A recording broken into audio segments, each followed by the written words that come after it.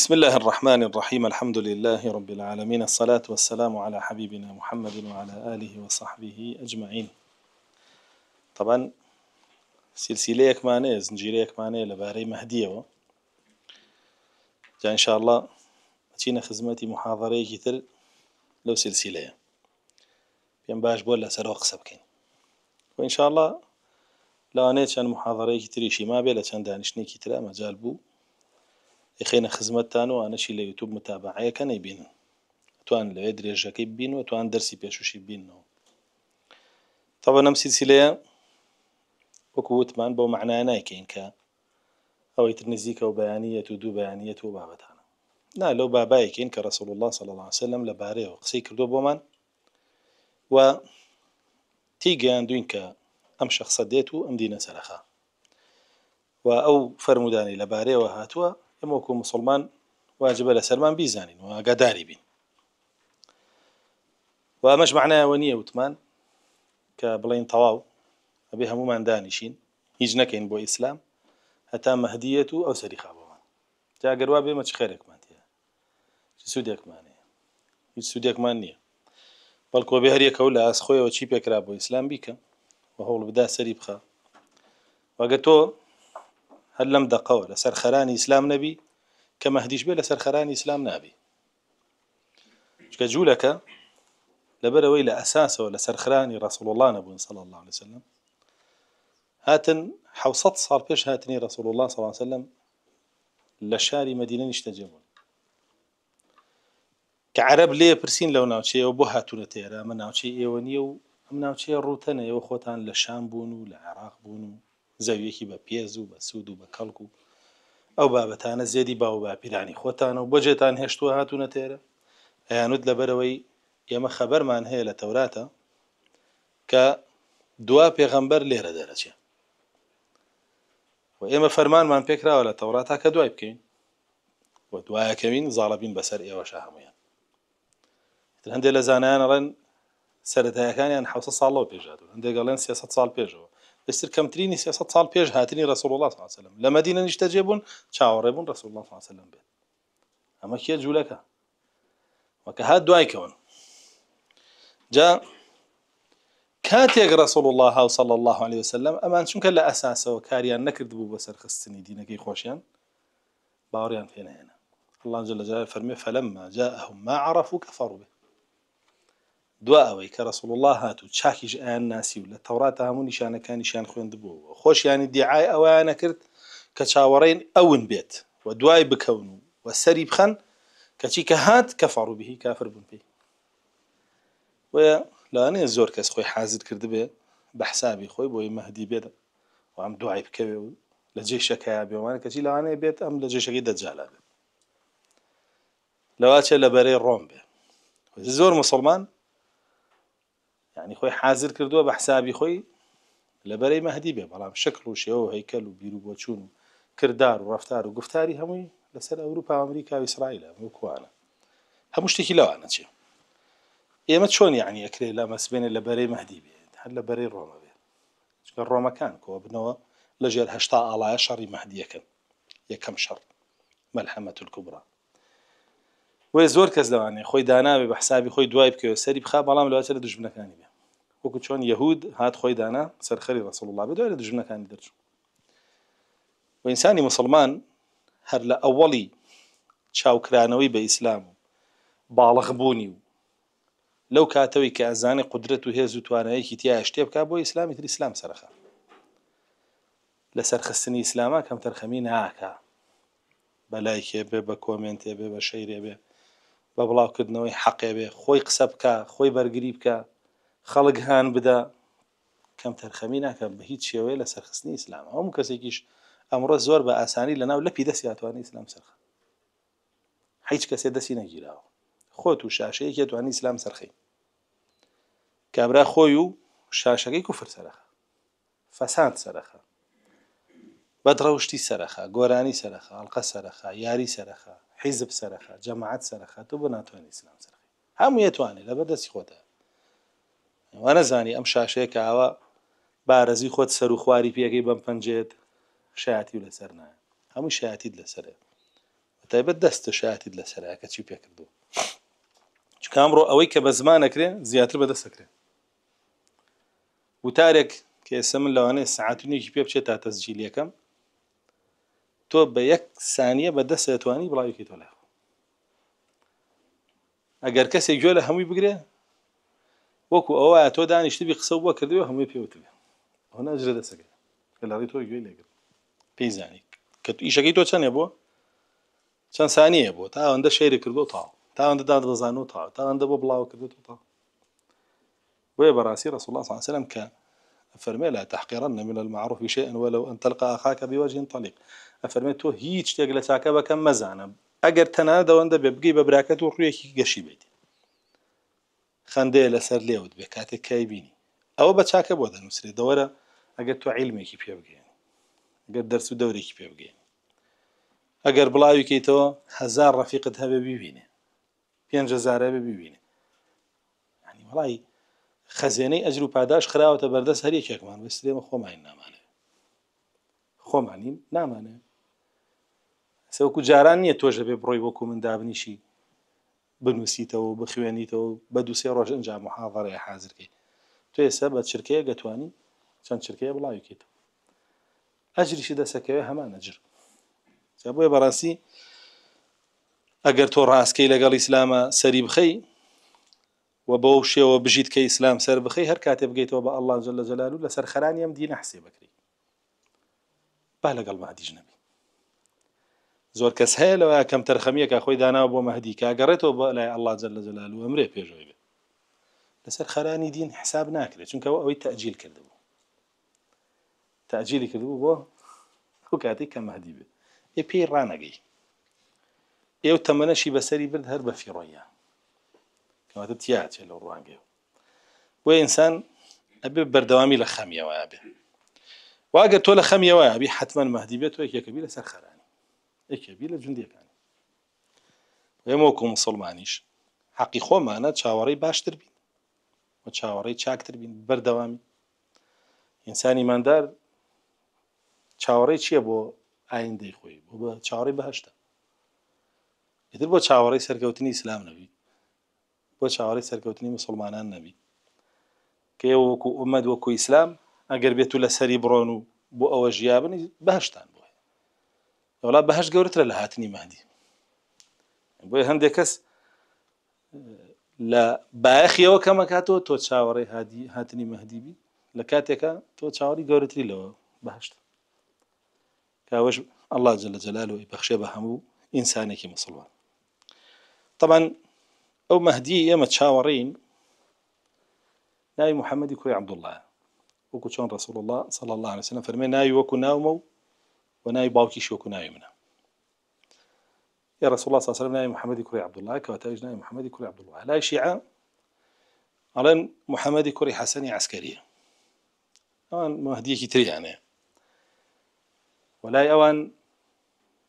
1000 ساڵ لەمە بێژ لە دایک بوو بگرە زیاتریش بۆ خۆی تا لە منارەکەی سامەڕایە و چاوەڕێم بێتە دەرەوە لایەوە بەس لای ئێمە نازانی کەی لە دایکە بێ و کەی دەرەچێ و ناشداین بیزات لە چ شارێکەوە دەرەچێ هەرەوەش دیاری نەکراوە بڵێ لەو شارە لە دایکە بێ و لەوێ گەورا بێ و لەوێ دەرەچێ ئەوەش دیاری نەکراوە بەس باسی بەیعەتەکەی کراوە لەکوێ پێدرێ ولو دەقەشەوە دەست بەکارە بێ کە بەیعەتەکەی پێدرێ لەو دەقەشەوە قائیدە کە قائیدیش بوو دەستبردن بۆ یاسان نییە طبعا رسول الله صلی الله عليه وسلم کە شارەکەی دیاری نەکردووە لە شارێکە بۆچی دیاری نەکردو ئەو وەختە دوژمنەکانی لەو شارەیە ئەگەڕان بەدوایە و ناوەیە کە ناوی باوکیشێتی لە ناویانە بێت بەس بۆ رسول الله صلی الله عليه وسلم شارەکەی دیاری نەکردووە بۆی بە نهێنی بمێنێتەوە هەتا و دەقەی دەرەچێت کە دەریش چوو قائیدە بەیعەتی پێدراوە هێزە خەڵک ناتوانێت بەسانی دەسی بۆ بەرێ و دوژمنەکانی ناتوان پێ بگەن جا ئەو مەهدیە ئێمە چاوەڕێین ئەو مەهدیە طبعا یەهودیش مەهدی خۆی هەیە زۆران پێڵێن ڕووناکەرەوەی کەون بۆ یەهودیەکان واڵەن بە هاتنی ئەو ئێمە 1000 ساڵ بەخۆشی لەسەر زەوی ئاژین و هەموو گەلەکانی تری سەر زەوی ژێردەستەمان و کۆیلەمان و دەجالیشە بۆیە زۆربەی ڕەمزەکانیان ڕەمزیە و یەکچاویتیە ئەو بەسییان پێی دەجالە گاورەکانی چاوەڕێی مخەلەسێکی خۆیانن ئەوان ناڵێن مەهدی ئەڵێن مخەلەس ڕزگارکەر طبعا دەجالیش هەر یەهود بە ڕزگارکەری خۆی ئەزانێ وەکو باسمان کرد مەهدیەکەی شیعەش هەر بە ڕزگارکەری خۆی ئەزانێ چونکە شیعەڵێن یەکەم کەس دێتە دەرەوە هەرچی سوننە یەکوژێ واڵێن ناڵێن سونناڵێن ناسیبی بێ ماڵن ناسیبی ئەڵێ هەرچی ناسیبیە یان کوژێ ئیترێ مەزاڵە بین یەهود ئەڵێ هەموو گەلەکانی کە ئاکوژێ و شێر دەستیانەکە نەساڕاش ئاینشتاڵێن مخەلەسمانەیە ڕزگارکەرمانەیە کە مەسیحە ئەو مەسیحەی لە خاج دراوە کە خۆیان خاجەکەیە پەرستن دێتەوە گوایە لە خاجەکەیەتە خوارەوە و خاج بەرزەکاتەوە جارێکی تر بۆ پەرستن و پیر و هەزیەکە ئەوان ڕزگارەکە و ئیتر ئەوان لەسەر زەویاژین و سەرزەوی مڵکیێوانە بێ بە خۆشیێژین ئێمەش وەکو موسڵمان چاوەڕێی ئەو مەهدیین کە ڕەسوڵ الله صلی الله علیه و سلم باسی کردووە سەیرەکەی مولحیدین و عەقڵانیەکان و قورئانیەکان و کافر و موشریکەکان گاڵتە ئەکەن بە مەهدی موسڵمانان و ئەهلی سوننە و جەماعە بەڵام گاڵتە ناکەن بەوانەی تر زمانیان درێژە بەرامبەر بە ئێمە بەڵام ناوێرن بچنە بەردەم یەهودیە بڵێنەوەی ئێوە دەجالە و بوونی نییە بچنە بەرامبەر گاورێ بڵێن خوڕافیاتەوە بوونی نییە بچنە بەرامبەر شیعە بڵێن خوڕافیاتەوە بوونی نییە بەس دەم لە ئێماکەن و معتەزیلیەکان و عەقڵانیەکان و قورئانیەکان وانە و گاڵتە بە ئێماکەن لەو بابەتە بۆیە ئەو چوار گروپە هەن لەسەر زەویە کە هەر چواریان چاوەڕێکن ڕزگارکەری خۆیان بێکێ لەوانە ئێمەی موسڵمانانین طبعا مەهدی پێشەوەی دەربچێ کۆمەڵی علامات و نیشانە هەیە لەسەر زەویایەتە بوون جات دەرەچێ یعنی تۆ چۆن بزانی دەرچوونی نزیکەوە چۆن بزانی سەردەمەکەی سەردەمیەتی کە دەربچێ ئەمانە هەمووی هاتووە لە فەرموودە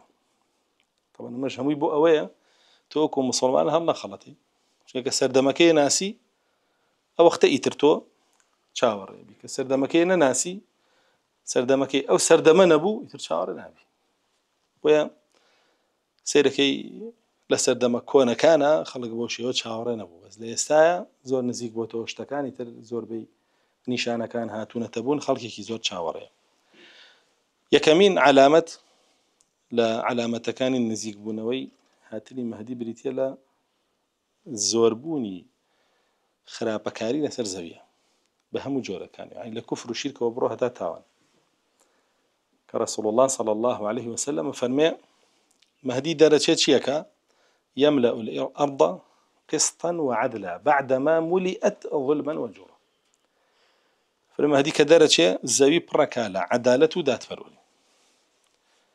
لكاتيكا بيجوي أو درجة زوي بركالا ظلم وزور وخرابة كاري ويسبب شاي خوما نيبينين حكمي الله جل جلاله لهي جاكي سر زويا تطبيق ناكري و ئێمە هەر بلاد الحرمين هەیە کە با بڵێن زۆرترین سیمای ئیسلامەتی پێوە دیارە ئەویش خۆتانەی بینن ساڵانە موشریکی نەهێنن لەوێ ڕەقس و سەما بکەن و گۆرانی بڵێن و ئەوێ شتی کەوتووە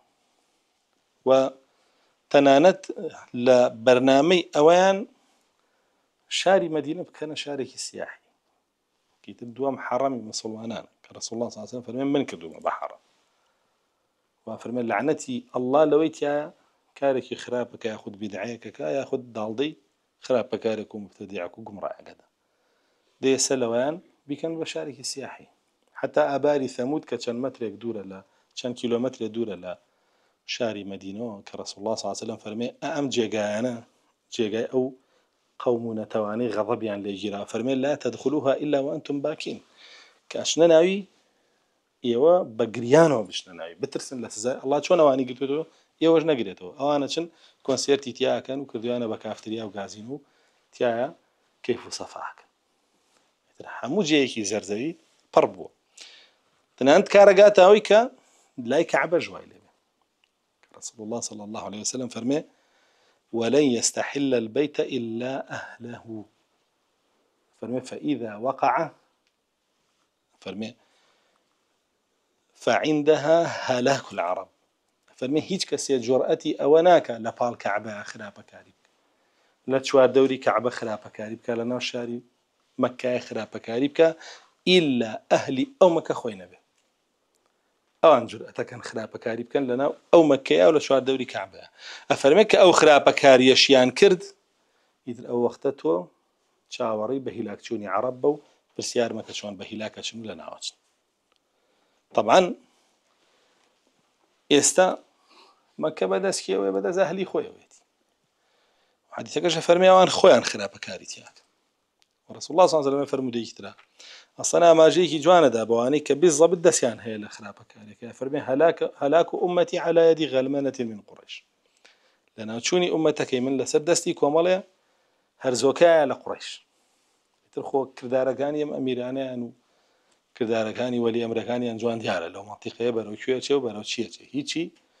نزیک نییە لە هەدی ئیسلامەوە. هەر خەریکەوەن فەساد بڵاوکەنەوە لە هەموو مەنتیقەکانیان و ڕێشیان داوە بە هەموو گومڕاییەک لەناو مەککەیە هەبێ. لەوەی ڕۆشت بێ بۆوێ خۆی بینێ، ینی ڕێنەوە پەڕێ پەرسترێ لە پاڵ کەعبەیە کە دراوە بەسەر کەعبەیە، ڕێدەن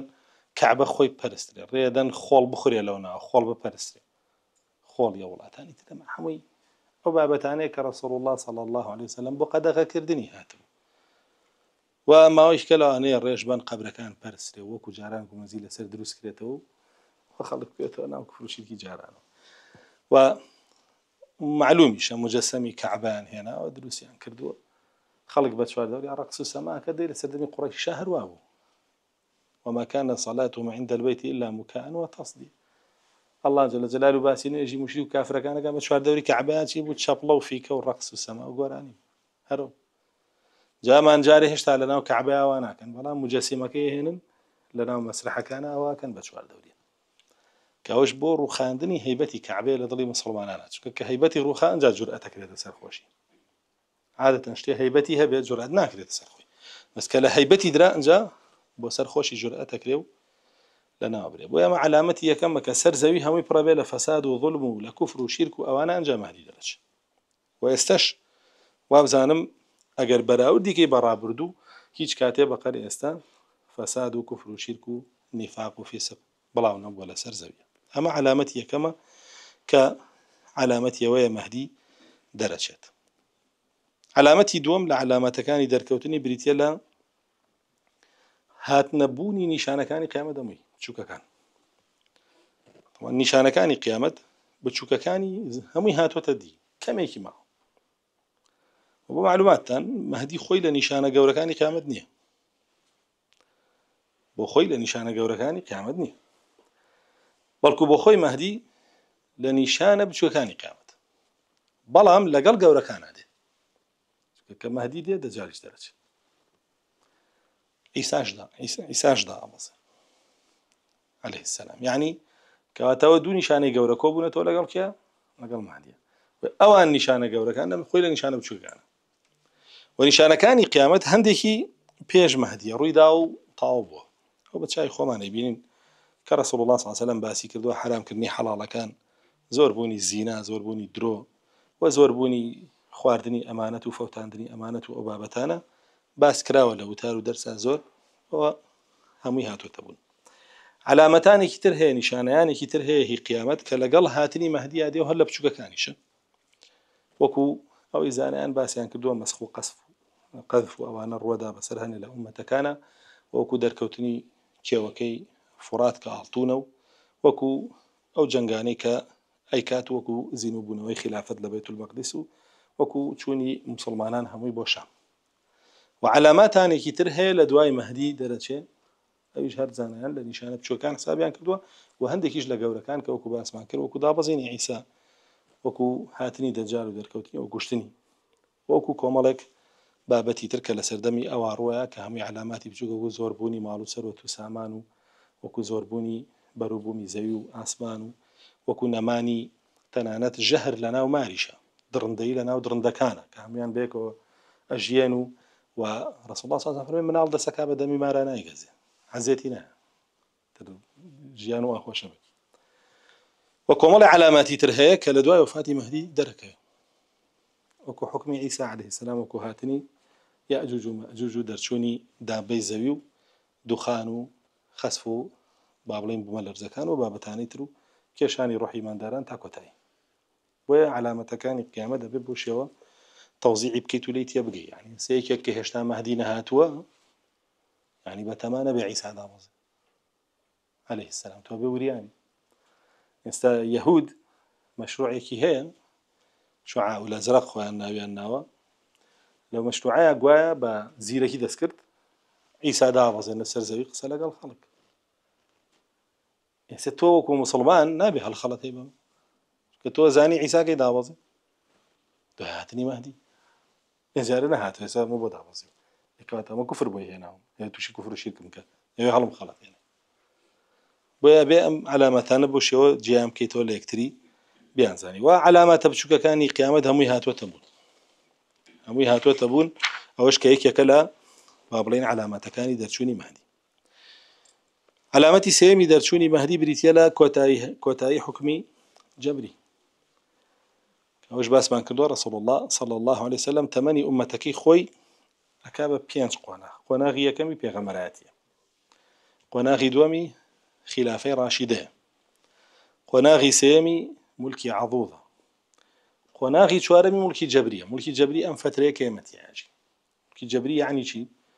یعنی تۆ جەبر ئەکرێ موجبیر ئەکرێ بە قبوڵکردنی بە زۆر ئەبێ قبوڵیکەی وەکو ئێستا چۆن ئەبینین لە هەموو وڵاتانە کەسێک حکمیانەکە کە بە شەقیان کە بە خۆشی خۆی بێ بە شەق حکمی وڵاتات بە کوشتن و بڕین و گرتن و سژن و بابەتانە خۆشی بە شەق پێەکەن ئەمریکا ئەوروپا پێەکەن بە خۆشی خۆی نییە ئەبێ هەروە بیکە دژمنانی ئیسلام پێەکەن هەم خۆی جەبر کراوە و میلەتەکەش بۆ ئەو جەبر کراوە بۆیە پێدرێ حکمی جەبری جا لەم حکمە جەبریە تۆ ناتوانی بڵێ ئەو حاکمەی کە من هەمەوە لێمرە بۆ ناتوانی وا بڵێ لەبەرەوەی خۆی داما حکمەکەی بەدەست خۆی نییە ئەگەر بڵێ ئەوە لێمرە لەسەرو ئەوە کێت هەیە ترامپ هەیە بۆ نمونە بڵێ ترامپیش وە لێمرە چکە ئەتوان لە قسەیەوە دەرچێت یا خامنایی هەیە بڵێ خامنایی وە لێمرە چکە ئەتوان لە قسەی خامنایی دەرچێت ناتوانێت یا ئەردوگانی هەیە ئەتوان لە قسەیەوە دەرچێت ناتوانێت بڵێ ئەردوگان یا نەتەنیاهو هەیە ئەتوان لە قسەیەوە دەرچێت بڵێ ئەوە لێمرە ئەبێ لە مەسەلەی حکمی جەبری شتێک نامێنێناوی وە لێمری شەرعی بێ بەڵکو کۆمەڵی حاکمن بە زەبری هێز خۆیان سەپاندووە بەسەر تۆیە خۆشیان بە زەبری هێز کوفرچی بێەوە جێبەجێ ئەو مصطلحە ئلغا بووەتەوە نەماوە ئەگەر شتێک هەبێ ناوی وەلی ئەمری شەرعی بێ بە شەرع حکمەکە و عەدل لەناو خەڵکیە بۆیە سێمە لە مەرحەلەی حکمی جەبریە و لە کۆتایی مەرحەلەی حکمی جەبریشیان چونکە ڕوونا ئەم نیظامە عالەمیە کە ئێستا هەیەوە لە داڕوخانە بۆ خۆیان وەربوونەتە یەک و ئەڵڵا جەل جەلالوهو سزای خۆی بۆ ناردوون و ئیتر ئینشاءڵڵا نزیکە تیا بچن ئەمە لە ئەخیری ئەو مەرحەلەین و دوای ئەم مەرحەلەیەش ڕەسوڵ الله صلی الله علیه وسلم فەرمێتی چی ثم تكون خلافة على منهاج النبوة دوا بيتو بخلافة لسر شيء أم خلافة بنياد نراو لسر منهج رسول الله صلى الله عليه وسلم نك خلافة لسر منهج استخبارات خلافة لسر عقليتي خوي خلافة لسر جماعتك خوي وجماعتي خوي ترك كدوانا بخليفة طابع أما خلافة وانية خلافة لسر منهج رسول الله صلى الله عليه وسلم يعني شون أبو بكر رضا رحمتي الله إليه بخليفة بو يجوا خليفة شلون عمر كوري خطاب رضا رحمتي الله إليه بخليفة بو يجوا خليفة شلون عثمان شلون علي رضا رحمتي الله عليه خليفة يعني بدواي ملكاتي وبدواي بارو سروت وسامان وبدواي خوش بدواي خوشي جيان وبدواي قصر وكوشك مشان ونيه وكو إمام عمر لجر دارك أخوت لسر عباكي هاشي سادة لنا خالك أو خلافة لسر من هذه النبوة مەلیکایەتی و زەخت و زۆر و کەشوفش و پۆز و کۆشک و تەلار و تەخت و تاڕا جوانەی پێوە دیار نییە شتێکی ئاسایی وەکو خەڵکانش ئەنەسی کوڕی مالیکە فەرمێ کەسێک هاتە ناومان ڕەسوڵ الله لە ناومان نابوو ئەمەندە سادە بوو وەکو ئێماژێ ئەیوب کامەتان محەممەد ڕەسوڵ الله گیان ناکردەوە لەوانی شتێکی وەکوان بوو طەبیعی وەکوانە ژیە ئەبەو شێوە جابوی ئێمە لە کۆتایی مولکی جەبریین دوا و خلافە دێتەوە خلافەتەش لەسەر دەستی مەهدیایەتەوە چوار قۆناغی ئومەتەکە ڕۆشتووە یەک قۆناغی ماوە بێتەوە هەریش نزیکین لێ ئەمە یەکێکی ترە لە علاماتەکانی دەرچوونی مەهدی یەکێکی تر لە علاماتەکان زۆربوونی تەفرەقەیە لەناو موسڵمانانە زۆربوونی تەفرەقەیە لەناو مسلمانان هاي سیرەکەی لەسەر یەک عەقیدەن ئەمیان عەقیدە لە یەک سەر چاوەڕەگرن بەڵام لەناو خۆیانە ناگونجێن بۆی چیەوە ناگونجێن نەبوونی متمانە لەناو خۆیانە بە یەکتری جاری وا هەیە بەغیلی بردن بە یەکتری حەسودی بردن بە یەکتری جاری وا هەیە کەمێک لە دنیا کۆمەڵێکیانەکە بە گژەوانی ترە کابرا بینێت تۆ لایکی زۆرترە بۆ هاتووە لە کۆمێ دەنوێت تۆ هیچ نازانی خۆگەر لایکە بۆ نەهاتێ هەر سەیری ناکە هەر نەشێزانی کە تۆ هەیەیانیت هەست لەبەرەی لایکی زۆرە باتەوە پێی بەغیلە بە پێی پەسەبە لە تۆ هیچ نازانی بینەری زۆرە هەیە پێی بەغیلە پێی پەسەبە ئەوە کێ ئەوە اینجا ئەوە واشی لێ کات دوای بوختانیشی بۆ بکات حسابی خۆی شکێنێ بەس خۆی تر یەکی ئەڵڵا بەرزی کاتەوە بە هیچ کەسێ ناشکێ یەکیش ئەڵڵا نزمی کاتەوە بە هیچ کەسێ بەرز ناکرێتەوە ومن يهن الله فما له من مكرم ئەو ئاەتی ئەڵڵا جەل جەلالوه بۆیە تەفرەقەیەکی زۆرە کەوێتە ناو موسڵمانانەوە باسی کام موسڵمانان ناکەین ئەوانەی لەسەر تەوحید و سنەتن باسی ئەو موسڵمانان ناکەین خۆیان بە موسڵمان ئەزانن و لە تەوحید و سنەت لەیان ناوە ئەوانە کافرن ئەوانە مبتەدیع و گومڕان فڕیان بە ئیسلامەوە نییە کابراایەکی جەهمی بێ بڵێ من لە موسڵمانانم سەریعی لەبەر لە موسڵمانان نییە کابراایەکی معتەزیلی بێ کابراایەکی قەدەری بێ کابراایەکی خەواریج بێ کابراایەکی مرجئی بێ کابراایەکی ئەشعەری بێ ماتوریدی بێ قەبر پەرست بێ دیموکراسی خواز بێ وەلی ئەمری بێ بڵێ من لە موسڵمانانم نەخێ لە موسڵمانان نییە تەفرەقەکەی ئەو مفارەقەکردنی ئیسلامە بۆ کوفر بەڵام تەفرەقەی ئەهلی سونەت و جەماعەت مفارەقەکردنی ئیسلام نییە مفارەقەکردنی یەکتریە منهەجیان یەکە بەس ئەبدانیان بە یەکەوە کۆ نابێتەوە باشە بەڵام ئەوان نە لە ئەبدانە کۆبینەوە لەگەڵیان نە لە منهەجا کۆبینەوە لەگەڵیان ئەو گروپانەی باسمان کرد وە کەسانێک هەن وەحدەوین ئەوانەش وەرەگرن و ئەمیش وەرەگرن ئەهلی سونەیان قبوڵ نییە بەڵام هەموو گروپەکانی تریان قبوڵە بۆیە قسە ئەڵێن بە ئەهلی سونە لەبەر بوغزاندنی ئەوان بۆ ئەهلی سونە ئەوانیان بوغزاندووە و بەدڵیان نین بۆ جەهمی قبوڵ نییە بۆ ئەشعەری قبوڵ نییە ماتوریدی قبوڵ نییە دیموکراسی خوازی قبوڵ نییە وەلی ئەمری قبوڵ نییە قەبر پەرستی قبوڵ نییە بۆچی قبوڵی نییە چۆن شتی وابێ ئەمە هەمووی بە کافر زانێ خۆی بە موسڵمان دینەکە خۆی ئێوانە هەمووی کوفریانەیە بەوا ڕوون ئاشکرا ئێ وەحدەوی ئەڵێ چی من ئەوانەمە هەمووی بەدڵە بەعکسەوە تۆم قبوڵ نییە چکە تۆ ئەوانە قبوڵ نییە ئەڵێ بەمە چی یەکەم ئیسلام یەکە خەمووی ئیسلام سەرەخە لە بۆ ئەڵێریەکە و تۆزێ حەقیان پێیە منەو تۆزە حەقە لەو کۆکەمەوە حەقێکی گەورە دروستەکەم ێ باش ئەمیکیان هەموو حەقە لە بۆ ئەمە قبوڵ نییە هەر لەبەرەوەی وەحدەویەوە تاوە ناتوانێت قبوڵ بێت جا وەحدەوی وانەزان بە هەری تەوحید و ناوترێ وەحدەویەوە گروپە گومڕایان کە گومڕایی هەموو گروپەکانیان قبوڵە ئەڵێن ئەیان بورین عوزریانەینێ و هەمویان لەگەڵ خۆمانە کۆکەینەوە بەس تۆی قبوڵ نییە کە دەسێ گردووە بە تەوحید و سونەتەوە لەسەر منهەجی سەلەفی تۆ تەفرەقانی تۆ خراپی ئێ باشە من شانازی ئەەکەم بەوەی کە تەفرەقانێمەوە لەگەڵ و گروپانە و بەریە بم لێ و ئەوەش دینە ئەبێ وابم باشە بۆیە ئەم تەفرەقەیە ئاگادار بنەوە تەفرەقەیان ناگرێتەوە ئەم تەفرەقەیە ئاگرێتەوە کە ئێستا باسمان کرد جا تەفرەقە دوو تەفرەقەیە تەفرەقەی با بڵێن منهەجمان هەیە و تەفرەقەی با بڵێن ئەبدانیشمان هەیە تەفرەقەی منهەج خەتەرە کەلاتدا لێی دەرەچی لێ بەس تەفرەقەی ئەبدان ئەگونجێ لەسەر یەک منهەج بن و بەڵام لە کۆبوونەوە و بەیەکەوە گونجانوانە نەگونجێن بەیەکەوە کە مەهدی دێ ئەمە ناهێڵێ هەموو کاتەوە بەیەک و هەمووشی کۆ بێتەوە لەگەڵ ئەمەش یەکە لە علامەتەکانی دەرچوونی مەهدی و رسول الله صلی الله عليه وسلم فەرمێ لن يجعل الله سيفين على أمتي سيفا من عدوها وسيفا من نفسها الله جل جلاله دوو شمشێر لەسەر ئومەتەکەم ناهێڵێتەوە هەتا کە مەهدی هاو یەک دانەیان ئەمێنێتەوە بەس شمشێری دوژمنەکەیان خۆیان هەمویان ئەبن بەیەک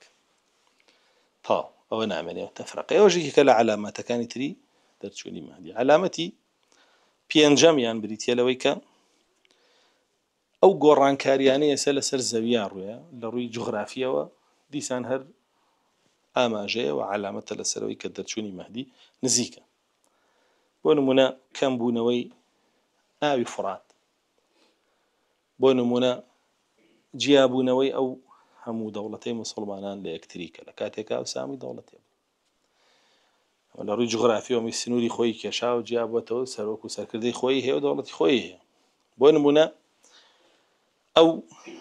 دەریاچەی کە پێوترێ دەرەچەی تەبەریە کە ئێستا لەو شک بوونە، بۆ نمونە عین وزوعر کە هەر لە دەوروبەری فەڵەستین ئێستا ئاوەکەی کەمەکە و سەرچاوە ئاویە. ئەمانە کۆمەڵێ گۆڕانکاری جوگرافین کە لەو مەنتیقانەیە کە مەهدی قەرارە لێی بێ ڕووی داوە. ئەوانش هەمووی علاماتی نزیکبوونەوەی دەرچوونی ئەوە. علاماتی نزیکبوونەوەی دەرچوونی دەجالی شەوەکو چۆن لە حەدیثەکەی تەمیمی داریە هاتووە کە بابەتەکەی جەساسەی تایە و لە کاتی ترا باسمان کردو. یەکێکی تر لە علاماتەکانی دەرچوونی مەهدی کە علامەتی شەشەمە هەبوونی طائفەی مەنسوورە لەسەر زەویە، گروپێک کە بەردەوام ئیسلام سەرەخەن. طبعاً ئەم بابەتە گروپێک بەردەوام ئیسلام سەرەخەن و لەسەر حەقن هەن لە هەموو دنیاە، ئەو پەڕی با بڵێن بە درۆخەرەوەی جەماعەتی وەلی ئەمریەکانە. چونکە دەیەم گروپانە لە هەموو دنیا هەنم گروپەکە ئیسلام سەرەخا و حەق سەرەخا و وەسەرکەوتوشە بە ئیزنی ئەڵڵا جەل جەلالوه. دەیەگەر وا بێ لە هەر وڵاتێکا بنە بێ خەوارج بنە گروپ، ئەگەر ئەوانە هەمووی وەلی ئەمر بنە بێمان خەوارج بن. ئەکەواتەوانەی چیان وەلی ئەمر نین، ئەمان طائفەی مەنسوورە بە شایدی کێ ڕەسوڵ الله صلی الله علیه وسلم. ئەو گروپەی کە قورئان و سنت بەرنامەیەتی بە تێگەیشتنی ئەو سێ جیلە بەڕێزەی ئومەت ئەو طائفەی مەنسوورەیە. ئیتر ئەگەر بەدەم دین سەرخا، ئەگەر بە چەک دین سەرخا و هەر کەسێکیش دژایەتیان بکات زەلیلی هەر بۆ خۆی ئەمێنێتەوە، سەرشۆڕی هەر بۆ خۆی ئەمێنێتەوە، ئەوان هەر سەر بەرزە بن. و ئەمانە ڕەسوڵ الله صلی الله علیه وسلم فەرموویە بەردەوام ئەجەنگن هەتاوەکو کێ دێ؟ هەتاوەکو مەهدی دێ. دوایی ئەوانە با بڵێن ئەساسی دروستبوونی دەوڵەتەکەی مەهدی و ئەوانە ئەساسی دروستبوونی جێشەکەی مەهدی، کۆ بنەوە لە دەوری و هەمویان ئەچنە ناو لەشکری ئەوە، ئەنجای تر موسڵمانی تر دێتە ناویان. وێ تۆ بێ هەوڵ بەی لەو گروپە بی، گروپی ڕزگار بوو، طائفەی مەنسوورە، فرقەی ناجیە کە ڕەسوڵ الله صلی الله علیه وسلم ئاماژەی پێداون لە فەرموودەی 73 گروپەکە کە فەرمێ كلها في النار إلا واحدة، هەمووی لە ئاگرایەک دانەی نەبێ. لێ پرسن ئەو ڕزگار بووە کامێ؟ کە لە ئاگرانیە. ئەو فرقەی ناجیە کامەیە؟ زۆر جاری بیستن فرقەی ناجی، چکە لێ پرسن من الناجیە، کام گروپیان ڕزگاریە، کامە فرقەی ناجیە؟ ئەفەرمێ هم على مثل ما أنا عليه اليوم وأصحابي، ئەوان کە ئەمڕۆ لەسەر ئەو منهەجەیە کە ئەمڕۆ من و هاوڵانم لەسەری. بۆیە تۆ لە هەموو شتێکە لە دینەکە تا بێ بگەڕێیتەوە بزانی ڕەسوڵ الله صلی الله علیه وسلم لەگەڵ هاوڵەکانی لەسەر چی بوون. ئەوە تەبەنیکی و وەکو منهەجەوە منهەجەکەیانە لە هەر شوێنێ بن تۆیان ناسیتەوە، طائفەی مەنسوورن و ئاسانە بیان ناسیتەوە مەگەر خۆلێک گێلی بدەیت یا وەحدەوێکی گومڕابی بڵێ وەڵام معقول نییە هەموو بچێ بۆ جەهەنەم، هی ئەچێ و هەموو ئەچێ بۆ جەهەنەم. ئەگەر هەمووی کوفرکان سەر زەوی ئەڵڵا جەل جەلاله هەمووی خارج جەهەنەم. إن تكفروا أنتم ومن في الأرض جميعا فإن الله لغني عنكم. الله جل جلاله فرمى قال هر همتان كافر بني أهلي سرزي.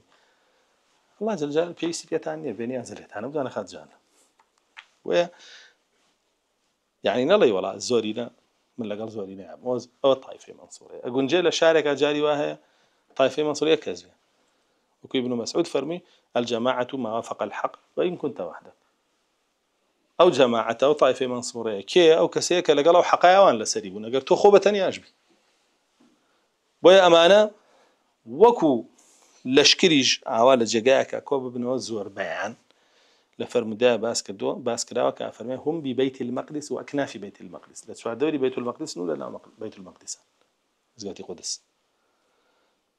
ولا تشوى دوري قدس أكناف بيت المقدس يجي أو منطقة هناك كحاليا شريطيا وإسرائيلي لعنتي بها مشيا ويقليه أو إسرائيلية سالي إسرائيلي يعقوب نالي يعقوب عليه السلام في غمرك إخوة أو لا يما رزوش كويه بلام أو ناوية ساما أنا بكاري أنا يهودي أنا لعنتي الله النبي أو أنا حاليا وأنا بلام بريان وساون بابي أو إخوان فروشتوا بهيج دولته نجوا قاعدة خوف فروشاني كإخوان فروشتوا ب إيران وبمجوس وبشيعة وأنا بازناكين وأنا كبوس الخصني ديني الله شركا يملا طائفة منصورة سابيانا كينو جماني وأنا بيبي وهر کسی که تریش که التحاق کا پیوان و هر کسی که تریش که هشتا در نکوتو بچنگ ئەم تایفەی مەنسوورێ وجودی و هەبوونی بەڵگەیەوەیە کە دەرچوونی مەهدی نزیکە ئینشاءڵڵا و ئەمانە سەرخەری ئەون و پشتیوانیشیەکە. یەکێکی تر لە علاماتەکانی دەرچوونی مەهدی کە بڵێن علاماتی حوتەمە بریتە لە سەر هەڵدانی فیتنەی دووهەیمە. رسول الله صلى الله عليه وسلم باسی ئەو فیتناناکە کە بەسەر ئوممەتا دێ. یەکەمیان ناوانێ فیتنەی ئەحلاس. فیتنەی ئەحلاس عولەما فەرموون حیلز بریتە لە ڕاخەر. ئەو ڕاخەرەی لە ناو ماڵێکە چوونە دەرەوەی نییە، بەڵام هەموو شتێکی تری ئەو ماڵە ئەگونجێ بچێت دەرەوە بێتەوە بەکاربهێنێ، بەس ئەو ڕاخەرە کە ڕاخرا ئەیتر لەوی هاتەوە و حیلسی پێوترێ. و بە هەمان شێوە حیلس بەو قوماشەش ئەدرێ کە ئەوترێ کە ئەدرێ بە پشتی بەسەر پشتی ئەسپ و گوێ درێژوانە و دوای زیینەکەی لەسەردانێ، جا بۆی پێوترێ حیلس زۆر ئەمێنێتەوە بە پشتیەوە. کەواتە ئەسڵی حیلس لە چیەوە هاتووە؟ زۆرمانەوە. بۆیە ڕسوڵ الله صلی الله علیه و سلم فەرمێ فیتنەی ئەحلاس بەردەوامە بێ یا دێتە ناو ئوممەتەوە ماوەیەکی زۆر تێیامێنێتەوە. هەندێک لە زانایان فەرموویان ئەم فیتنەی ئەحلاسە فیتنەی مولکی عەضوضە کە کۆمەڵی خەڵک تێکەوتووە بەردەوامی هەبوون هەتاوەکو ئەو مولکی عەضوضەش نامێنێەوە بێ بە مولکی جەبری. هەندێکی ترە فەرموون نا فیتنەی ئەحلاس لە دوای شەیدکردنی مامی عوسمانەوە هەتاوەکو مولکی عەضوض کە ماوەکەی 12 ساڵێ بوو. و دعاء رسول الله صلى الله عليه وسلم فرمين جاء فتني سراء ده فتني سراء فرمون فتني خوش حالي وخوش جزراني وأنا كبلا مدتي زور لسردمي عمر كل عبد العزيز أنا فرمون خرج لخوش جزراني أجياء ويا فتني أحلاسك يا عندك كسبوا خوش جزراني تيك وتوشي بغرابون وبابتان أبو أنجا دعاء رسول الله صلى الله عليه وسلم فتني دهيماء ده دهيماء أفرمون أو بريتيا لو مرحلة كملكي جبريتيا وبيوتري دوهيمة على الداهية وهاتوا الداهية مشترك بو أم مشترى حود برا لسر بشتي أرون بو جنك هيك يعني أنا وهم أنا كوجدين يعني أما الرواء كوجدي وديتها أو الرواء كوجدي وما يتكي بسر بشتي ويتها أو الرواء كوجدي وما يتكي بسر بشتي ويتها ويتر بوشترى لين داهية يعني لين عبر عندك لين لدهائي شو هاتوا تاريكاي أما جبوا أوي على كل فتنة زورتنا عاشوا بواجهوا فتنة زورتنا مكسيتية كبير. ورسول الله صلى الله عليه وسلم خوي فرمي أن فتنة دهيماء لا تدع أحدا من هذه الأمة إلا لطمته لطمة. هيج كسينية لم أمة إسلامية فرمي اليدانك أو فتنة برنك حمي بريك. هندق ل خالكي لما أنا كلام سد ما جين بموبايلنا بيان بدو. الله هم على موبايلتي وهم كسي موبايلت بيه وهم كسي له موبايلات توشي فتنة ولا دينك توشي فتنة بوا لا روشتي أو فتنة كان وبالضبط وعشة جاري وهب ولا أنا أجر تو خونك وتبيتا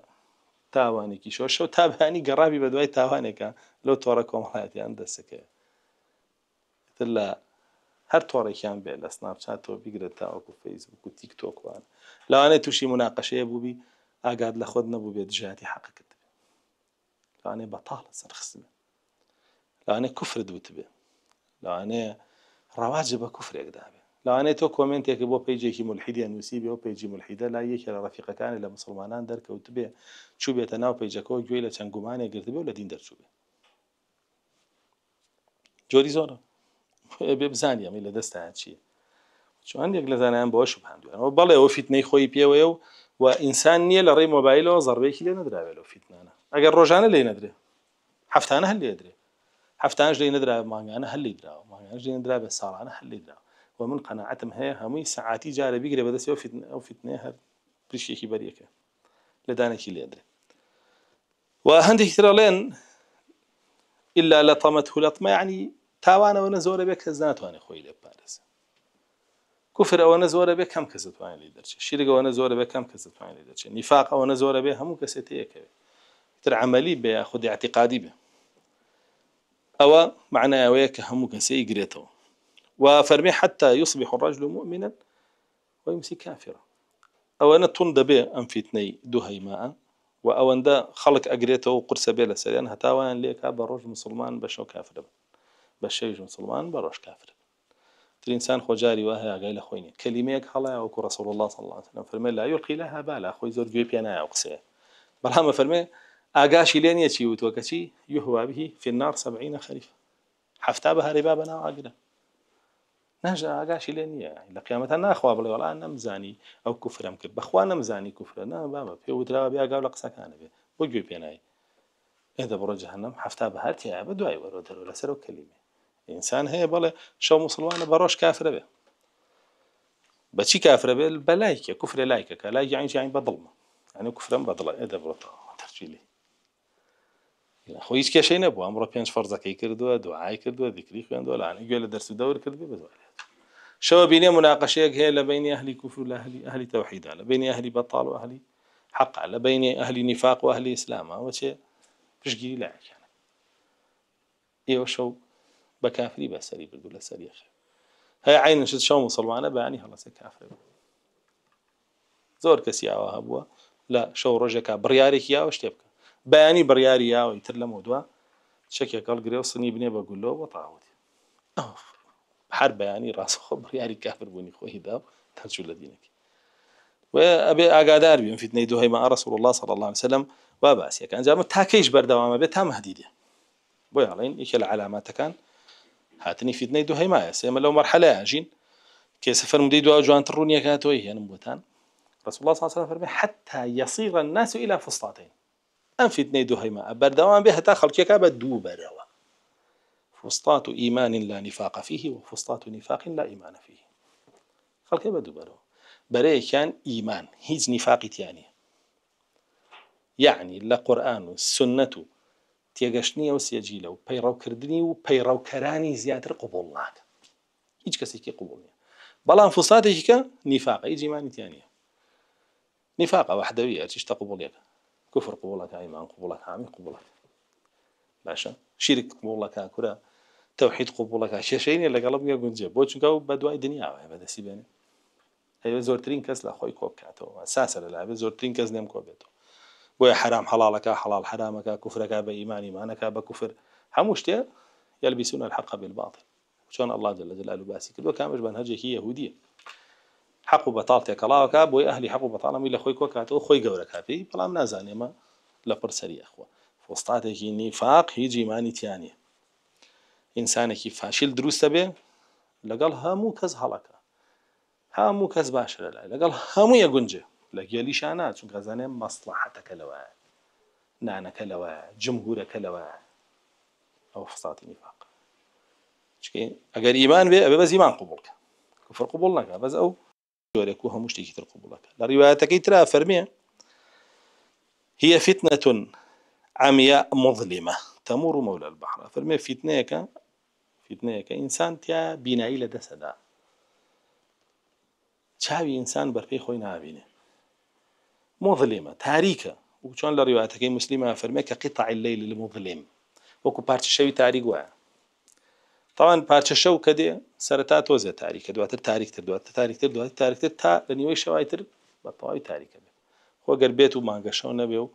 ام كهربا وروناكي وشتان نبي انسان بربي خوي نابيني هيچ تي نابيني هر چاوب كاتو وازانه لجگايك همي رشه هيج نابيني جام انسان علم كاتابه شلون هسه وداني شو بروبت كهيج نابيني طبعا اگر هيج نابيني يسمن اما كهربا بري لفر هست مع راكم ومن بوشتانا هم بسر متاناك فتنة كان يعني أما كفر وشرك ونفاق وفسق وفجور أم كابرة شاوي هيج نابينه خلاص يكتنا هم يو يأبيتو هيج نابي بوسي تا أو تاريخي عربيتو ها خروج هريه روناكي هرديتو تا أو تاريخي عربيتو بربي خوب بيني بس خلقنا ناوستي الراخوي بياغا بربي خوي نابينه خوي لقل تاريخي كان أباو تياجي فاشان فرمي رسول الله صلى الله عليه وسلم تمر مور البحر مور البحر ما بس يجرلوكينا وآوا طبعا هالكسب كيتنا ويجرلوكينا وآوا قال يجرلوك بيرز قاربوني نيطاو تياج يعني فتنيك هي وني بلاي باب رمزام شونا كروشتي نهايته وقلت شلون لفرمودا كافر من استشرف لها استشرفته هالكسب بلا باب رمزان مو شيء اللي بيعو فتنه رواه الا داغلي به نانتوين ليدرش تا نقمه لنا ودبا بويا ام فتنانا كدي هي أولية توب شيء تناوي بحسابي خو توشي شيء كيلوه حەقە دۆزیتەوە تۆ فیتنا بێ دوورکەویتەوە لێ بۆ چونکە فیتنە خۆی چییە؟ فیتنە بریتە لە تێکەڵبوونی حەق و بەتاڵ تۆ بێ لەگەڵ جیابوونەوەی ئەو دوو بەرەیابی و چیتە پار بەرەی حەقەکە چاوەڕێکی تا جیا بێت ئەنجا بچیتە پاڵ بەرەی حەقەکە هاتن بۆ لای سەعدی کوڕی ئەبی وەقاص لە سەردەمی عەلی و معاویە وتیانەوە بۆ نای شەڕ بکەی لەگەڵمان وتی نا وتیان بۆچی نایی وتی کاتێک یەم شمشێرێکم بنێ کە بەرزم کردەوە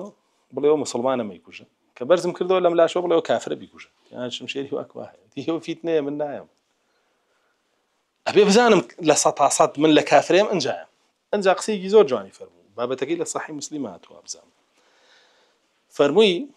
نمونەی من و ئێوە وەکو کەسانێک وان کە بە ڕێگایەک هاڕۆن لە پڕ گێژەڵ و کەوتە بوو تۆزێ هەڵەکات چاو نابینی دوو کەڵ و تەمومش چاو نابینی من ئەڵێم ئەوەستم تاو گێژەڵوکەیە ئەڕەوێتەوە ئەنجا ڕێیەکەم ئەوانی کاڵێن چی نا ئێمە ئەڕۆین لە کاتێک کە ئەڕۆن چاویان هیچ نابینێ هەڕەمەکی ئەڕۆن ونەبن لە ڕێگاکە لایەن بەڵام من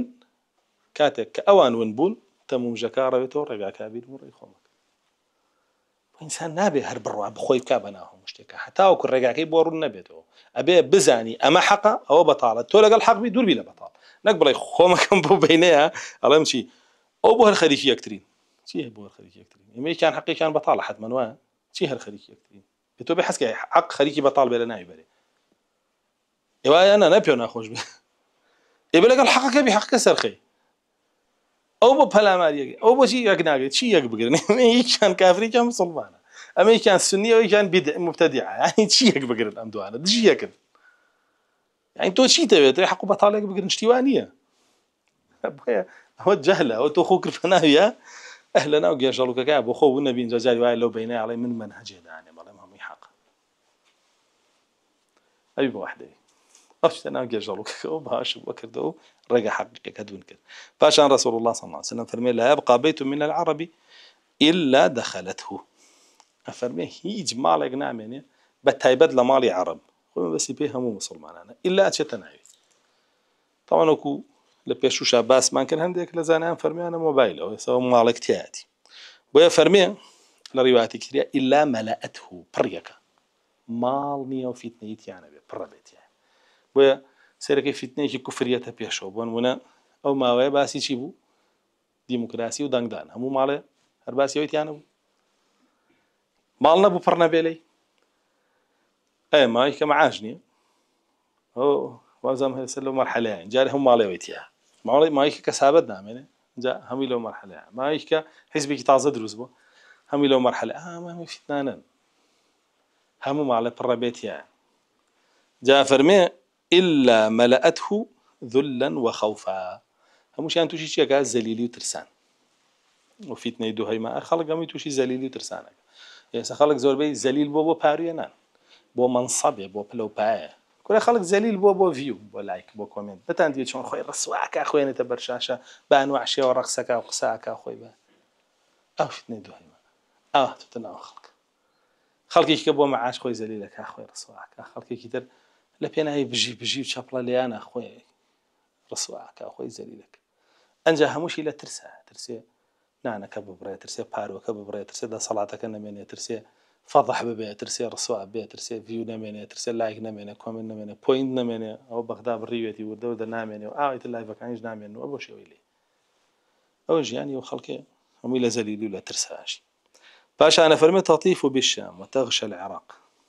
فەرمێ یەکەم جار لە شامەوە دەست پێکە تەطیف لە تەواف هاتووە ئەین لەو جێگاوە کە دەست پێکان ڕۆژێ دێتەوە بێ لە شامەوە دەست پێکە ئەنجا دوای هەموو عێراق داپۆشێ پاشانە فەرمێ وتەخبط بالجەزیرە ئەچێتە جەزیرەی عەرەبیشەوە بەستی پێی کوێ منطقەی حیجاز و ناو عەمان و ئەو بابەتانە ئەو دەوڵەتانە هەمووی یەکرێتەوە کە هەتا ئەو منطقەی شەرقی ئەوسەتەکە ناوێنەوە شەرقی ئەوسەت هەموو یەکرێتەوە شامیش و حیجازیش و عێراقیش هەرو سێ مەملەکەتەیە وە لە ڕیوایەت ترا هاتووە میسریش یەکرێتەوە تاوێڕۆ طبعا شام خۆی بەشێکی زۆری داخڵی میسرە بێ وەکو بیابانی سینا و تۆری سینا و ناوە هەمووی وە لە خاکی میسرە بۆیە هەر ئەبێ بگاتاوێ چونکە بگاتە شام ئەگاتاوێشی پاشانە فەرمێ رسول الله صلى الله عليه وسلم تعرك الأمة فيها عرك الأديم. أمة لم فتنانا كأوا فتنة دهيمة ديتو بعراق وشام ومصر بابرين جزيرة عربية أرواح حجاز همية أرواح أمة شيليا دي فرمت تعرك وفيها عرك الأديم. طبعا بيستا وسات شون باكا كلا هل أنا واسي بيستا جلدوا ويكلي أنا كدو شتێکی تیژی قەڵسیانە هێنا لەم سەر بەوە سەری پێستەکەوایان گر ئەو شتە تیژیانە خستە بینی لەگەڵ دەستیایی هێنا بە توڵنی بۆی هیچ چەوراییەک و هیچ پاشەڕۆی بە پشتی پێستەکەەوە نەمێنێت کە سافە بوو وشکە بووە جیاوازیان لێ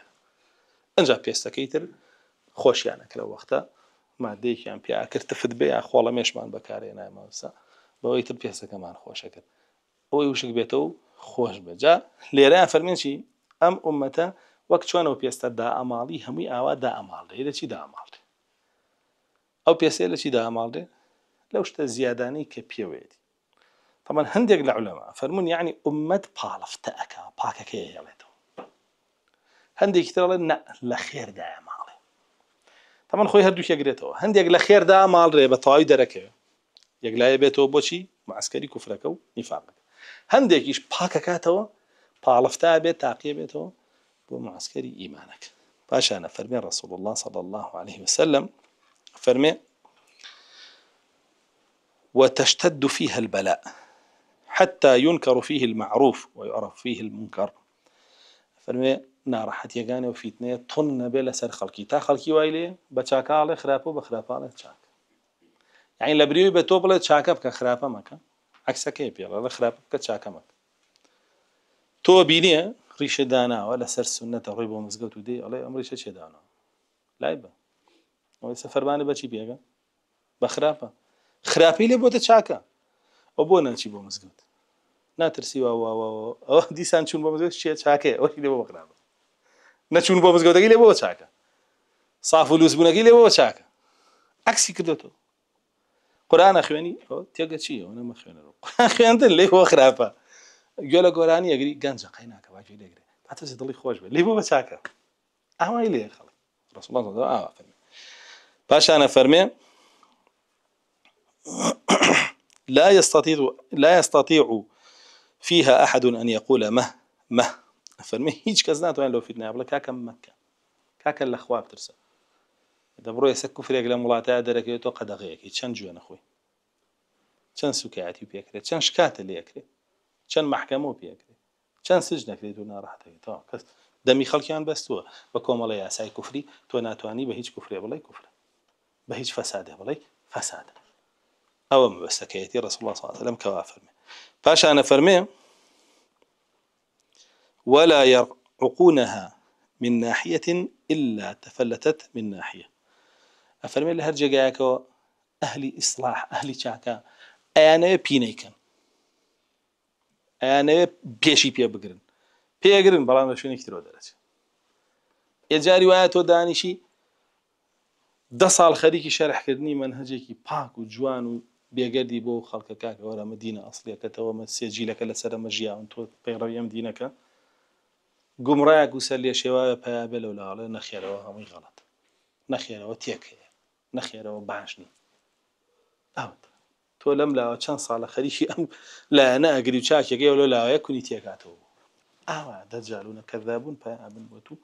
ڕێسەکە دەکەنەوە بەخوری سیرەکەی چەند ساڵ خەڵک ئیسلاحەکرێ لە ڕێی زنجیرە وتارە و لە ڕێی دەرسەوە لە ڕێی مزگەوتەوە لە ڕێینەوە گۆرانی بێژێ هێنن 2000 کەس ڕوا بلیتەکەی ئەگرێ و ڕەقسی بۆکە بۆ خۆی دیسان لێەوە بەریەدەنەوە کونی تێ بێت چاک ناکرێ چەنە نەسیحەتی خەڵکەکەی کوڕەشتی حرام مەخۆ کوڕە مەچۆ بەلا سیرەکەی دەمێ ئەمە کیونێتە هاتووە دەمێ پارە ئەلکترۆنیە سکۆتەرات لێهەوە کونێکی تێبێتەوە دیسانەمێ ڕاتۆ ناو حرام و دێتی شەوە عەقڵیش نابێ سەبەبەکەی چییە ئەمە سەبەبەکەی هەوەیە لەو فیتنانەیە عیلمی پێنیە نازانن چۆن سەر دەکە وەیە علم گەورەترین ڕزگارکەرە رسول الله صلی الله عليه وسلم لە سنەنی ئەبوو داودا لەم فەرمودەیە کە ئیجارێتەوە فەرمێ لا ينجو منها إلا من أحياه الله بالعلم هیچ کەسێ ناتوانێت لەو فیتنانە ڕزگاری نەبێ إلا ئەو کەسە نەبێ کە الله جل جلاله ژیانوێتیەوە بە عیلم يعني ژیانی خۆی وابەستەی عیلم کردەوە بێ عیلم هەنگاو نانێ و قسە ناکە بەس ئەوە ڕزگاری بێ ئەما باقی هەموو یەکەوێتە ناوی ئەمە فتنەی دوو هەیما کە لە ڕوايەتەکەی ترا فەرمێ ولا ينجو منها إلا من دعا كدعاء الغريق سێ ڕێگات بۆ دانێ بۆ ڕزگاربوون لێ عیلم دوعا چه دوعایەکیش کەسێک یەکەویتە ناو بەحرێکەوە ئیتر بێ ئومێد بووی لەوەی کە کەس ڕزگارێکە خۆشێکی لاک بووی پێو نەما ئیتر خۆ دانەی بۆ نقم بوون لەو کاتێ ئەڵێ دەی ئەڵڵا فریام کە ئەو دوعایە چەند لە دڵەوەیکی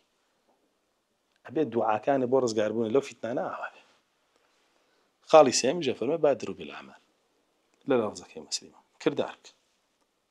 کردداری چاک بکە شەونێشکە عیبادەت کە هیچ عیبادەتێکی فەرز و سونەت لە کیسی خۆت مێ ئەمە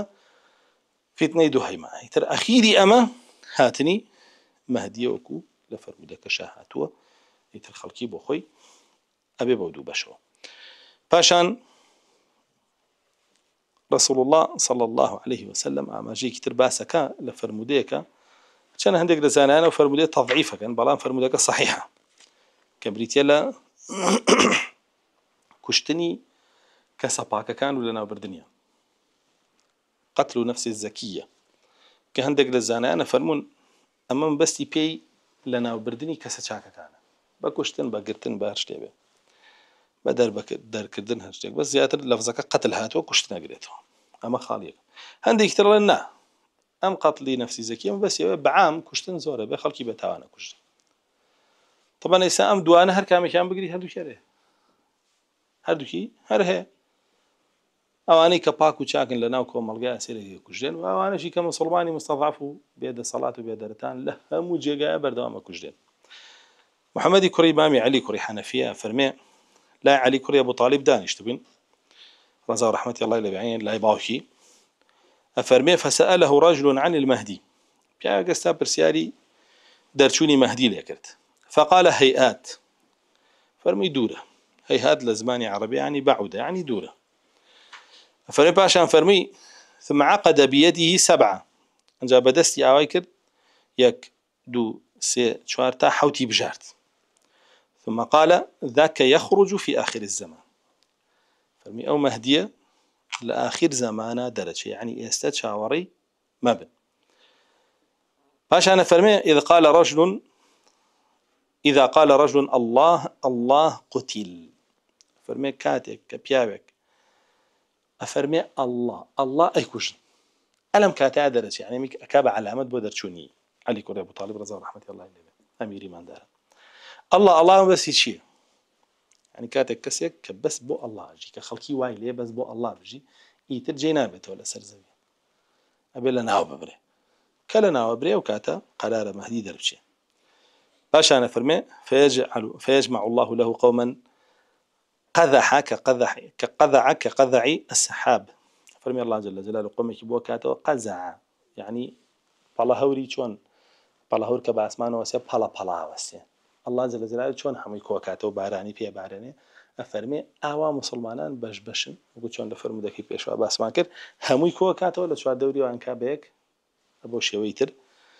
دین سەرەخەن جا فەرمێ يؤلف الله بين قلوبهم أما لمستدرك حاكم هاتو الله جل جلاله ضليها ميان بيكوك وكاتو لا يكي كتل لفظكانيا كلا ابن أبي شيبة هاتو فرمي إن المهدي لا يخرج حتى يقتل النفس الزكية مهدي درناتي يتاوكو نفسي كسانيكي باق لسر زويا خويني أن رجلي فإذا قتلت النفس الزكية غضب عليهم من في السماء ومن في الأرض فرمي كأو كساكو جن يا أجور كساناكو جن كباكو بابلين بيخوشن لسر زويا أفرمي أو وقت الله جل جلاله لأسمانا كان لأن ترابه وملائكة كانوا هرشي لأسمانا كان ولا سر زويج هرشي بنور هي لأن ترابه باشان فرمي فيأتي الناس المهدي فيزفونه كما تزف العروس إلى زوجها ليلة عرسها فرمي أو وقت خلقي دين مهدي دوزنه لبيني ركن مقام على لاي كعبة فرمي بيعتي بيدن وآماده كان بو سركردياتي وكو چۆن بووکێک ئامادە کرێ بۆ زاواکەی يعني بەو شێوە ئەوەنە گرنگی پێدەن طبعاً بووکە نابێ هێمال کرێ وابێ هەمووی لە دەوری بێن بەسیەوەی چۆن گرنگی بە بووکێکە درێ بۆ ئامادەکردنی بۆ زاواکەی ئەوە گرنگی بە مەهدیژە درێ بۆ قیادە و بۆ جەنگکردن یعنی ئەو خەڵکە چەند خۆشحاڵە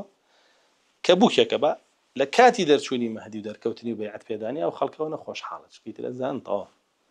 ئەمە ئەو پیاوەیە کە ڕەسوڵ الله باسی کردووە صلی الله عليه وسلم وەیتر سەرکەوتنی مسلمانان نزیکە لە هەموو سەرزەویە وەیتر دەوڵەتی ئیسلام دروستە بێتەوە جارێکی تر بۆ ئینسان ئیش بکە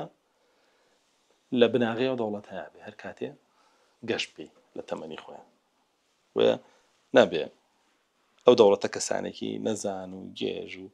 ئەمانەی تیابێ کەسانێک بەعیلم لەسەر تەوحید و سنەتن ئەوانەی تیان و ئەوانە دامەزرێنیەوە دەوڵەتانە بن ئەگەر تۆ ئەوانە تیاکۆنە بۆ تۆ بەخوا تۆ لەو دەوڵەتە جێو نابێتەوە دامەزرێنەتی وابێونت پێت خۆش بێ مەهدی دەرچێت کە ئاوە چۆن یەکێ پێی خۆشە بوو کێبەرە بۆ جا ئاوا پێ و خۆش بێت کە مەهدی دەرچێت و ئا لە چواردەوری بمێنیتەوە پاشانە فەرمێ تمطر السماء مطرها وتنعم أمتي فەرمێ ئاسمان بارانی تەواو ئەبارێنێ ئومەتەکەمە کەوێتە ناز و نیعمەتەوە کە بە شێوەی ئەوە نەکەوتوتە ناز و نیعمەت لە ڕابردووە ئەمە یەکێکی تر بوو لە نیشانەکانی دەرچوونی مەهدی کە بریتی بوو لە کوشتنی نەفسێک یا نەفسانێک کە هیچ تاوانێکیان نییە وەژەی بینین ئەگەر لەسەر ئاستی تاک بیڵی زانایان زۆریان لێ کوژراوەش کوژدێ بەردەوامی شەهید دەکرێن و لەسەر ئاستی گشتیش بیڵیەوە مسلمانی مستەضعف و داما و بێدەسەڵات لە مناڵیەوە تا گەورەی بەم ڕۆژگارە لە هەموو جێگایەکی سەرزەوی ئیبادا ئەکرێ و ئەکوشتێ پێشەوەی بچمە سەر بابەتەکانی تر بابەتێک هەیە زۆر گرنگە ئینسانی ئیماندار و واجبی چییە لەم دەقەیە بزانێ ئەرکی سەرشانی چییە هەراوە دانیشێت تا مەهدی دەرەچێت طبعا نەخێر یەکەمین ئەرک لەسەر ئینسانی ئیماندار بریتە لە فێربوونی تەوحید و سنەت بە جوانی علمی تەواو هەبێ لەبارەیەوە و عیلمەکەت بگاتە ئەو ڕادەیەی هیچ کەسێک نەتوانێت لاتدا لێی زۆر کەس هەیە علمی بە تەوحید هەیە بەڵام بە دوو شوبهە لایەبەن لەسەر تەوحید زۆر کەس هەیە علمی بە سنەت هەیە بەڵام بە دوو گومان لایەبەن لەسەر سنەت دەکەنە وەحدەوی کەنە گومڕاو سەرلێشەوە وێبێ علمێک و زانستێکی تەواو هەبێ بۆ دوانە ئەمە یەکە وابێ هیچ نەبێ هەر مەسئلەیەک لە دینەکەت کە فێریەبی بەڵگەیەکی لەسەر بزانێ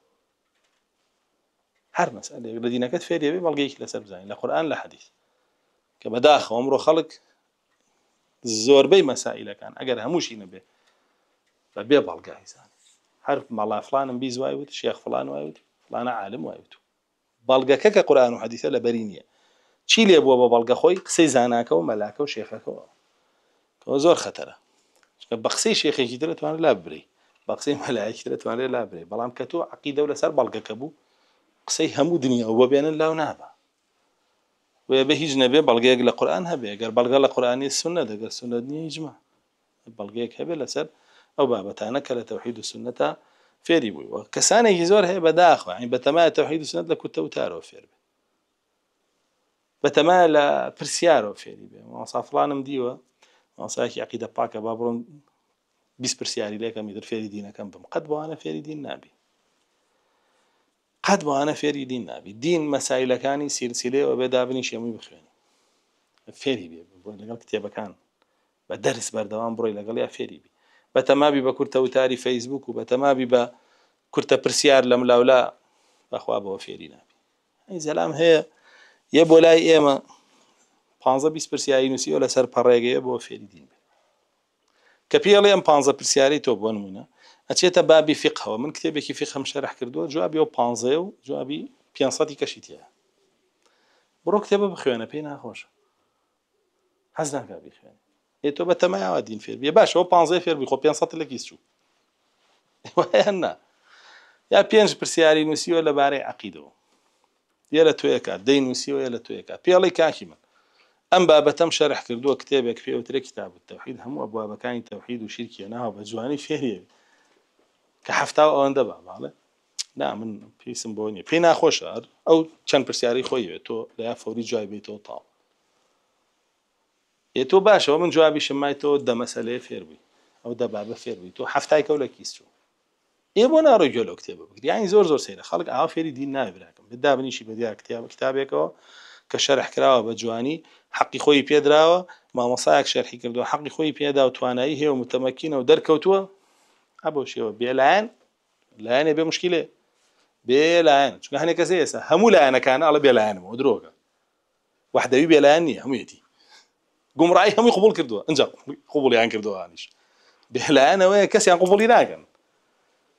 وإيش كسياني قبولني لسر أويك أو سيجيل لسر يقول كباس معك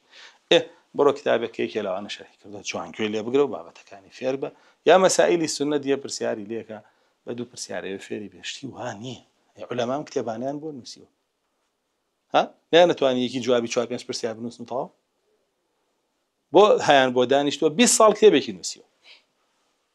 20 دانا صالي بيش ودانشيتي وكتابه يعني تو تبى بينش دخا دينا كفير بيطا 20 سال كتابك نسيو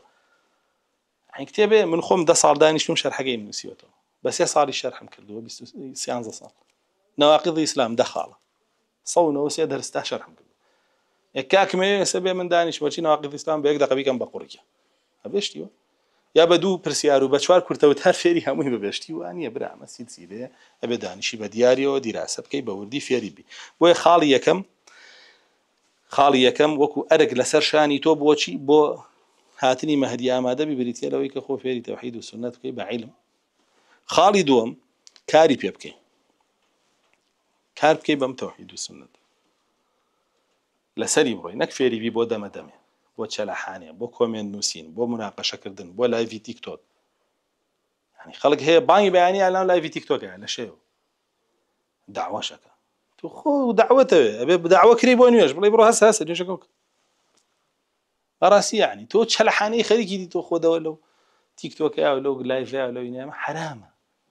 اما حرام كاك حسني بصري اي فرموشي اي فرمو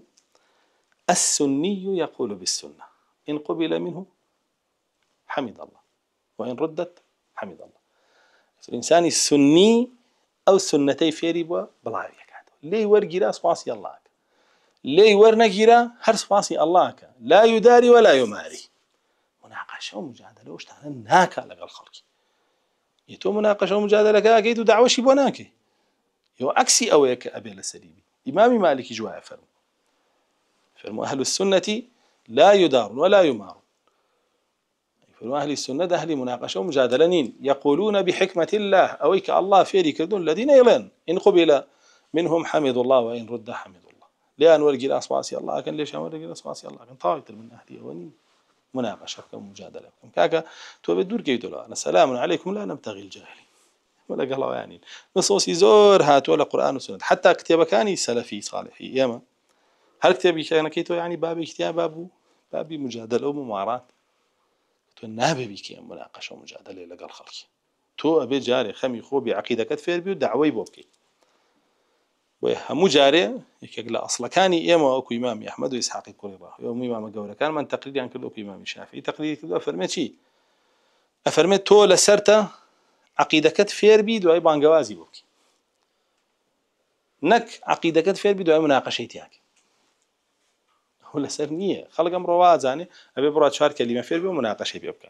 ويا براسي برو عملي بيبكى أنجا دواتريش دعاء وعملي بيقدر شيبكى دعوة بك بوي خالي سيما بخلق بانكي بولا كامي ترسر خصني دينا كم جال لخوتها دين سرخة لا يبرو لغيري خوتها سريخ أما سرخصني دينا أنجا لم دعوة يشها كأيكي بوي نار حتى كريبي زارة كري عزيت أدري قصو بيو تريس كاتي بيو تحمل كي يقدر تحمل ناكي صبر ناقري باشك شكي نيكي إذا توش بوتشو أرشتنا به لم دنيا رزقارنا به والعصر إن الإنسان لفي خسر إلا الذين آمنوا وفي يربوني توحيد السنة وتطبيق كله وعملوا الصالحات كاري بيبك نجم مناقشة ومجادلة يبك وتواصوا بالحق أو حقيقي في ريبو لأخويا تطبيقي كردوا بخلقي بقياني ولا يشاء تطبيقي لبناوي مشى عزيت دينا راحت كريد جاءت يكري وتواصوا بالصبر بدأت بري بالصبر كواتشي لخسران رزقاريك نال في خسر بي أو شوارع يكي كان نبيت ولا دورا وكان نبي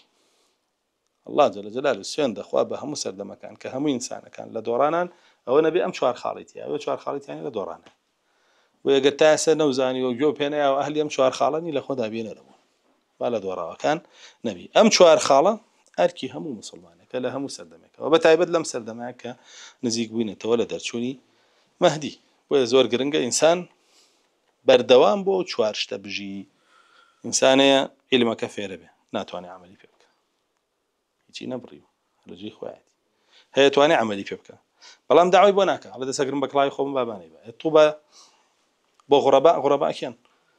يصلحون إذا فسد الناس خلقي باشا كان لك هذا خلق فاسد بوا ناڵێ صالحون خوان باشن ناڵێ خوان باشن و خەڵکیش باشەکەن ئەوە بەدەستهێنانی و مەرتەبەیە و بەدەستهێنانی بەهەشتە ئەنجا دواو داوای بۆ بکەن ئەنجا دواو سەبری لەسەر بگرێ ئەگەر سەبری لەسەر نەگرێ واز لە داوەکانێ واز لە عەمەلەکەشێنێ دوای عیلمەکەشی لە کیسەچێ لە بیرێچێتەوە چونکە عولەما فەرموون زەکاة العلم العمل به والدعوة إليه ئەگەر تۆ عیلمە زیاکە کاری پێ بکە و داوای بۆ بکە و خەڵکی بۆ بانکە ئەم چوار خاڵە